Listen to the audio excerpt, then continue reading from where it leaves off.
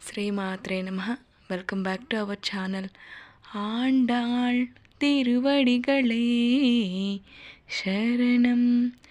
ధనుర్మాసంలో గోదాదేవి అమ్మవారు తిరుప్పావై వ్రతంలో 3వ రోజు పాడిన పాశురం గురించి మనం తెలుసుకుందాం.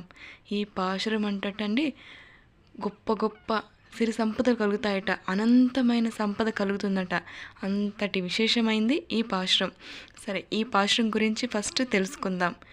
ஓங்கு ஒலல்கலந்த உத்தமன் பேர்பாடி நாங்கில் நம்பாவைக்கு சாத்தி நீராடினாள் தீங்கின்றனலாம் திங்கள் மும்மாறி பெய்து ஓங்குவளை போதில் பொறிவண்டு கண் படுப்ப தங்காதே புக்கிருந்து ஷீரித்த முலை பத்திவாங்க குடம் நிறைக்கும் வள்ளல் பெரும் பசுக்கள் நீங்காத செல்வம் நிறைందు ఏలోరెంబావాయ్.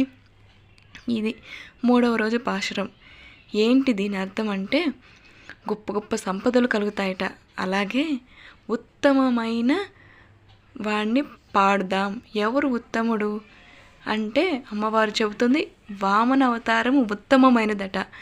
ఎందుకు అలా చెబుతుంది అంటే, మొదట దానం అడగడానికి వచ్చిన అవతారం వామన అవతారము, అదొక రూపం. ఆ తర్వాత ఒక్కసారిగా పెరిగిపోయి కాలు పైకెత్తుతాడు, అది త్రివిక్రమ రూపం. అంటే ఒకే అవతారంలో 2 రూపాలు ధరించినవాడు. ఎందుకు అంతగా పైకెత్తుతాడు అంటే, ఇతరుల కోసం, దేవతలకు రాజ్యమిప్పించడానికి స్వామి అలా అవతార రూపం. అలాంటి అవతార పురుషుణ్ణి, అలాంటి ఉత్తముణ్ణి మనం పాడుదాం. అంటే అసలైన విషయం ఏంటంటే, స్వామిని చేరుదాం, స్వామిని నామస్మరణ చేద్దాం, స్నానాలు పూజలు అని వంకలు చెప్పి స్వామిలో ఐక్యమవడానికి ఇదంతా చెప్పడం అర్థం. ఆ తర్వాత నెలకు 3 సార్లు వర్షం కురవాలి. ఎందుకు?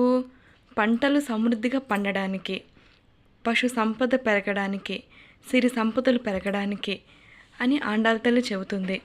ఈ పాశురము పాడితేనట, స్వామిని సేవించడము, స్వామిని ఆరాధిస్తేనట సిరి సంపదలు కలుగుతాయి ఖచ్చితంగా అనడంలో సందేహమే లేదమ్మా.